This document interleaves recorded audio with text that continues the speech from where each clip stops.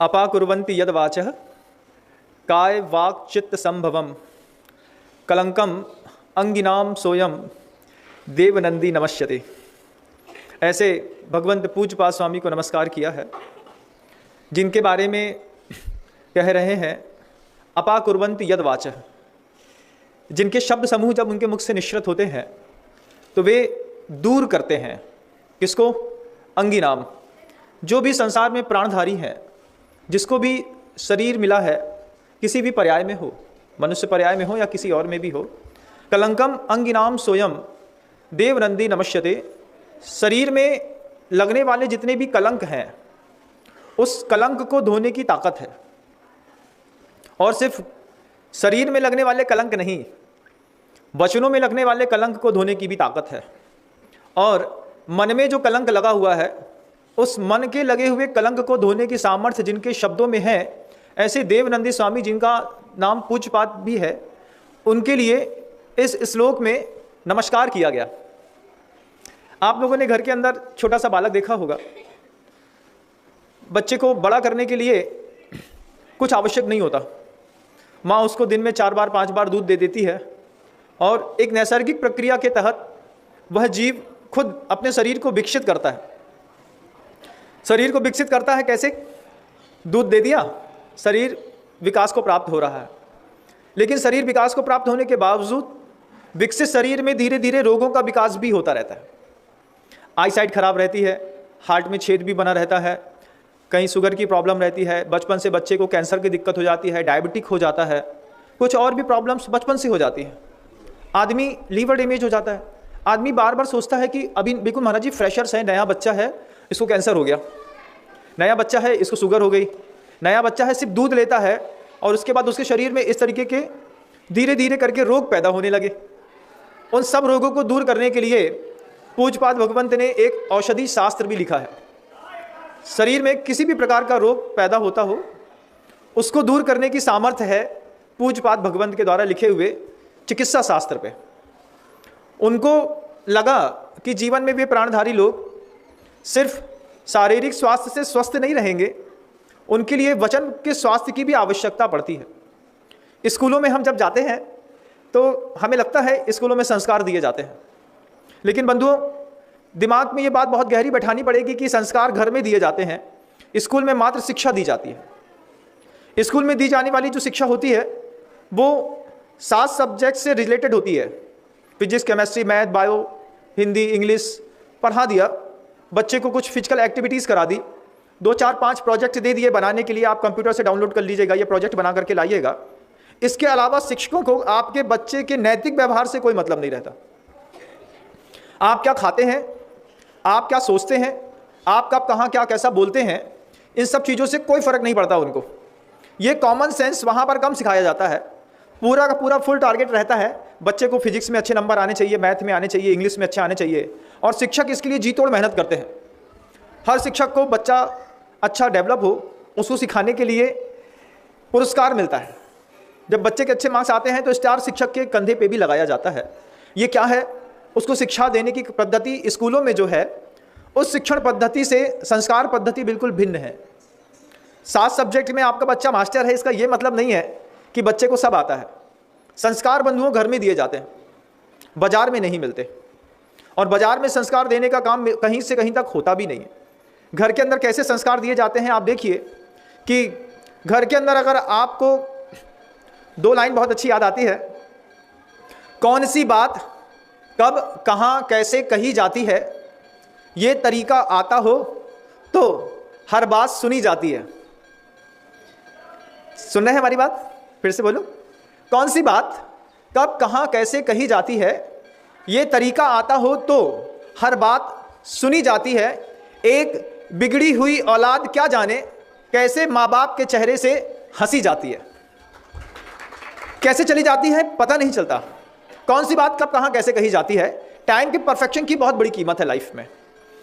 राम का नाम वास्तव में इस पूरी सृष्टि पर सत्य है, लेकिन राम नाम सत्य है ये शब्द अगर आप किसी शादी विवाह में कहें तो कैसा लगेगा? भैया राम का नाम ले रहे हैं, वहाँ फेरे पड़ रहे हैं और तुम उसको बोलो भैया राम नाम सत्य है। कौन सी बात कब कहाँ, कैसे कही जाती है, ये तरीका आता हो तो हर बात सुनी जाती है। अब तुमने शादी विवाह के अवसर पर कह दिया राम नाम सत्य है, तो सामने वाला तो बमक जाएगा, वो धीरे से बोलेगा क्या बकते हो, बक रहे हैं राम का नाम? बोले भैया राम का नाम तो है, लेकिन जब वो अर्थी उठ रही हो तब ये पंक्ति बहुत अच्छी लगती है, शादी में ये पंक्ति बिल्कुल अच्छी नहीं लगती, जबकि है तो सत्य। लेकिन उस शब्द की कीमत विवाह के स्थल पर नहीं है। ये कौन सिखाएगा? ये सिखाएंगे घर में बच्चे। बच्चों को कौन सिखाएगा? बच्चे नहीं सिखाएंगे, बच्चों को सिखाया जाएगा बड़ों के द्वारा। जब बड़ों को आता हो तो बड़े बच्चों को सिखाएंगे। अब जैसे सुनिए, आप सुनने में कैसा अजीब सा लगता है, मैंने तो सुना तो मुझे बहुत अजीब लगा कि दुनिया में गुरुदेव की प्रशंसा भी करो और गुरुदेव की प्रशंसा के आगे पीछे सम्मान सूचक शब्द भी ना लगाओ। आचार्य विद्यासागर कोई बोलता है, अंदर बहुत बुरा लगता है। क्यों? इतने बड़े गुरु हैं, इतने बड़े गुरु के पीछे आगे कोई जी शब्द भी लगाइए, ऐसे बोला जाता है आचार्य विद्यासागर जी महाराज जी। इन शब्दों के साथ तो ये श्री शब्द लगाना, श्रीमान शब्द लगाना, श्रीमद शब्द लगाना, बाद में जी शब्द लगाना, ये स्कूल में कौन सा टीचर सिखाता है मुझे बताइएगा? कोई शिक्षक सिखाता है? आजकल के जो इंग्लिश कल्चर चल रहा है उसमें साफ साफ सिखाया जाता है। क्या साफ साफ सिखाते हैं कि अपने से कितना भी बड़ा चेयर पर्सन क्यों ना हो, ऊपर बैठा कोई भी अधिकारी क्यों ना हो, उसको आप सम्मान सूचक शब्द में नहीं बोलेंगे, आप उसको जी नहीं लगा सकते, आप उसको सर नहीं बोल सकते। जितनी मल्टीनेशनल कंपनियां हैं, इन सारी मल्टीनेशनल कंपनियों में जो भी आपके सीनियर ऑफिसर्स रहते हैं, उनके लिए कंपनी में रूल है, उनको उनके नाम लेकर के पुकारा जाता है। ये वेस्टर्न कल्चर है, इंडियन कल्चर बिल्कुल अलग है। इधर पे शिक्षा देने वाले को गुरु बोलते हैं, गुरुदेव बोलते हैं, आचार्य बोलते हैं, आचार्य भगवंत बोलते हैं। इनके सम्मान के शब्द में जब आप कुछ बोलते हैं उस समय आपको इस बात का बहुत बारीकी से ध्यान रखना पड़ता है कि गुरुदेव के किसी भी बार नाम का उच्चारण करने से पहले और बाद में अगर आपने श्री और जी शब्द नहीं लगाया है तो ये आपके घर के शिक्षा के संस्कार को दिखाता है कि आपके माता पिता ने बहुत अच्छे संस्कार देकर के नहीं दिया, नहीं सिखा करके। अब ऐसे लोग अगर मान लो साधु भी बन जाएं तो साधु बनने के बाद भी उनके मुख से आचार्य विद्यासागर शब्द निकलता है, सुनने में कितना भद्दा लगता है। हमको तो बहुत बुरा लगता है। चाहते हैं, इस बात की अपेक्षा रखते हैं, दुनिया में कोई भी साधु संत हैं, वे जब भी गुरुदेव का नाम अपने पवित्र मुख से लें, उनके साथ वे अपने घर की उस शिक्षण पद्धति को भी, अपने माता पिता के संस्कार को भी दिखाएं कि वे चाहे अपने गुरु का नाम ले, चाहे किसी और के गुरु का नाम, लेकिन जी शब्द लगाना जरूर सीखें। यह शिक्षा, यह संस्कार स्कूल में नहीं मिलता। इसके लिए आपको माता पिता के संपर्क में रह करके कुछ सीखना पड़ता है। अपा कुर्वन्ति यद वाचः काय वाक्चित संभवम। वे देवनंदी भगवंत, वे पूजपा स्वामी क्या कहते हैं कि उस मन के वचनों में जो ये कुसंस्कार बैठ गया है, ये कुसंस्कार कैसे पवित्र होगा? स्तोत्र पाठ करिए। उन्होंने बहुत कुछ लिखा है आपके वचनों की शुद्धि करने के लिए। जैनेन्द्र व्याकरण लिखी है। इसके अलावा अपने आपके शब्दों की शुद्धि करने के लिए अन्य कई आचार्यों ने बहुत सारे पवित्रतम स्तोत्र पाठ लिखे हैं। उस स्तोत्र पाठ को करने से पूर्व में और बाद में उसकी एक भूमिका भी कही है। भूमिका क्या कही है? पहले कायोत्सर्ग करिए, भगवंतों को प्रणाम करिए, उनको स्मृति में लाइए, अच्छे शब्दों से बोलिए। अब सोचो, स्वाध्याय करते वक्त भी अगर घर का संस्कार सही नहीं है तो कैसे शब्दों का उच्चारण आता है? मान लीजिए धवला जी का स्वाध्याय कर रहे हैं और धवला जी का स्वाध्याय करने पर कोई छपक श्रेणी वाले मुनि महाराज का नाम आ गया, जो छपक श्रेणी चढ़ रहे हैं। अब वो शब्दों में कैसा व्याख्यान करते हैं? वो छपक श्रेणी चढ़ने वाला, वो जो जीव है जो छपक श्रेणी चढ़ रहा है, आप सोचिए, छपक श्रेणी चढ़ने वाला जो छायिक सम्यक दृष्टि जीव है वो कोई हल्की हस्ती नहीं है। लेकिन हमारा घर का संस्कार ऐसा पड़ा है कि हम उस शब्द को बोलने पर इतने ऑर्डिनरी हो जाते हैं कि जीव की चर्चा कर रहे हैं तो हम ज़्यादा महत्वपूर्ण हैं, और सामने वाले वे गुरुराज जिनके बारे में जिस जीव की चर्चा की जा रही है उसके बारे में इतने अच्छे शब्दों में संबोधन होना चाहिए था। छपक श्रेणी चढ़ने वाले वे महाराज जो हैं, ऐसा तब तो कुछ बात समझ में आई। लेकिन अपने ज्ञान का इतना अहंकार हो जाता है कई बार कि व्याख्यान करते समय, स्वाध्याय करते समय छपक श्रेणी चढ़ने वाला, वाला और वाले में अंतर है, सिर्फ एक शब्द का अंतर है बंधुओं। बगल की मात्रा ऊपर लगा दीजिए, बस इतने में आपके शब्द का वैभव बढ़ जाता है। और शब्द के वैभव को बढ़ाने का काम किया है आचार्य पूजपाद भगवंत ने। उन्होंने कहा है कि अगर व्याकरण का समुचित ज्ञान है तो फिर आपके मुख से अपशब्द नहीं निकलेगा।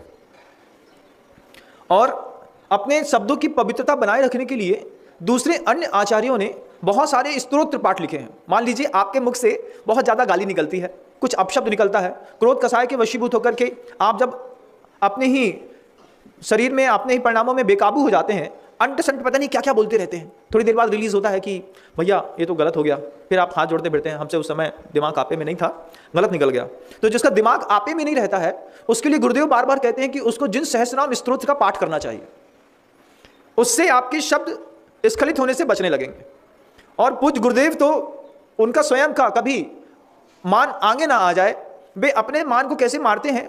गुरुदेव कहते हैं, मैं जब दिन में 3 बार 24 तीर्थंकरों की स्तुति करता हूँ, लोग मुझे कुछ भी कहते हैं, जब मैं 3 बार 24 तीर्थंकरों की स्तुति करता हूँ, जब वहाँ पे पढ़ता हूँ कि भगवान आदिनाथ स्वामी का ऐसा वैभव था, अजितनाथ भगवान का ऐसा वैभव था, संभवनाथ भगवान का ऐसा वैभव था, जब एक एक तीर्थंकरों के वैभव को जब वो अपने स्वाध्याय के माध्यम से स्वयं भुवा भूत हितेन भूतले पढ़ते हैं, उस समय गुरुदेव बोलते हैं उनके उस वैभव के उच्चारण करने समय जो वो भाव भाषणा होती है, उस भाव भाषणा से मुझे मेरे इतने से छोटे होने का एहसास होता है। स्तुति तो होती ही है, साथ में स्वयं को छोटा भी, लघु भी अगर अपने आप को देखना है तो आचार्य श्री जी कहते हैं कि हमेशा स्तोत्र पाठ करिए। जब आपको अनुकूलता मिले, खाली समय मिले, आप कोई भी आलोचना पाठ है, स्तुति है, कोई भी वंदना है, कोई चालीसा है, जिन सहस्रनाम स्तोत्र है, भक्तांबर है, कल्याण मंदिर है, इसको पढ़ने का प्रयास करिए। इससे आपके वचनों की और पवित्रता बढ़ेगी। और मन की पवित्रता बढ़ाने के लिए बिल्कुल अलग वैभव लिखा, समाधि तंत्र जैसा एक अद्वितीय अध्यात्म का ऐसा ग्रंथ लिखा है पूज्यपाद भगवंत ने, कि वे उस ग्रंथ के माध्यम से दुनिया भर के लोगों को अपने मन की शक्ति को एकत्रित होने करने के लिए बार बार प्रेरणा देते हैं। और जब तक आप अपने काय के बल का, वचन के बल का और मन के बल का शोधन नहीं कर लेंगे, तब तक आप मनुष्य नहीं कहला सकते।